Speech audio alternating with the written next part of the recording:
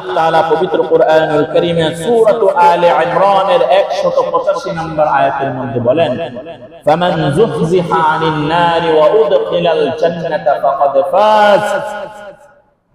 পরিপূর্ণ সফলতা, পরিপূর্ণ স্বাধীনতা, পরিপূর্ণ সুখ হচ্ছে যে ব্যক্তি জাহান্নামের আগুন থেকে বেঁচে গেছে। সুবহানাল্লাহ। ওয়া উদখিলাল জান্নাতা ফাকাদ ফাজ, আর ওই ব্যক্তি জান্নাতের সার্টিফিকেট প্রাপ্ত হয়ে গেছে। অর্থাৎ ব্যক্তি জান্নাতের মালিকানা হয়ে গেছে, সে হচ্ছে সফলতা, সে হচ্ছে স্বাধীন, সে হচ্ছে বিজয়।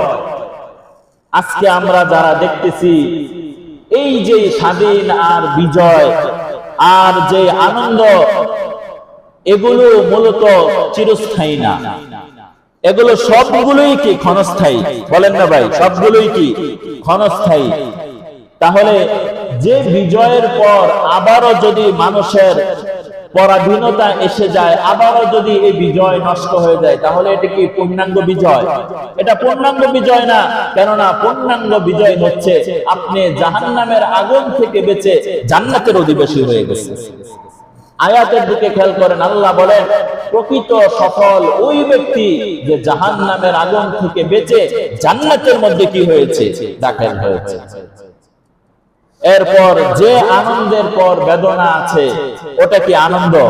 বলেন, ওটা কখনো কি হতে পারে না? আনন্দ হতে পারে না। এই যে সাময়িক একটা আনন্দ, এই আনন্দ কয়েকদিন পরেই তো আবার ঝামেলা হইতে পারে। তাহলে এটা পূর্ণাঙ্গ আনন্দ কি না? ক্ষণস্থায়ী আনন্দ। যে সুখের পর আবার অসুখ হয়। আপনি এখন খুব সুখী, কয়েকদিন পর আপনি আবার অসুখী, তাহলে এটা কি পূর্ণাঙ্গ সুখ?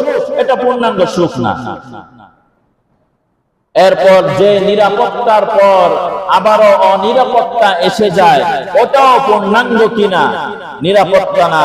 তাহলে পূর্ণাঙ্গ সফলতা, পূর্ণাঙ্গ বিজয়, পূর্ণাঙ্গ নিরাপত্তা, পূর্ণাঙ্গ সুখ একমাত্র জাহান্নামের আগুন থেকে বেঁচে জান্নাতের অধিবাসী হয়ে যাওয়া। এ কারণে আল্লাহ তাআলা আমাদের সকলকে এই ক্ষণস্থায়ী জিন্দেগীর দুঃখ দুর্দশা, এটা মানুষের জীবনের একটা অংশ, কিন্তু এই দুনিয়ার বুকে থেকে আল্লাহ তাআলাকে রাজি খুশি করা। এই দুনিয়ার মানুষের জিন্দেগি কখনো আপনি সুখী, কখনো আপনি দুঃখী, কখনো আপনি ধনী, কখনো আপনি গরিব, সর্বহালতে মুসলমান আল্লাহর উপর কি রাখবে ভাই? বিশ্বাস আর ইয়াকিন রাখবে যে এগুলো আমার তাকদীরের, এগুলো আমার তাকদীরে ছিল। আল্লাহর কাছে দোয়া করা, আল্লাহ আমার সুখের সময় আপনি আমার আপন, আমার দুঃখের সময় আপনি আমার আপন, আমার অসুখের সময় আপনি আপন, আমার সুখের সময় আপনি আপন। সব ক্ষেত্রে যদি আল্লাহকে আপন বানাইতে পারি, ওই আল্লাহ যদি বান্দার উপর খুশি হয়ে যায়, পূর্ণাঙ্গ সফলতা ওই ব্যক্তির জন্য যে জাহান্নামের আগুন থেকে জান্নাতের অধিবাসী হয়ে গেছে।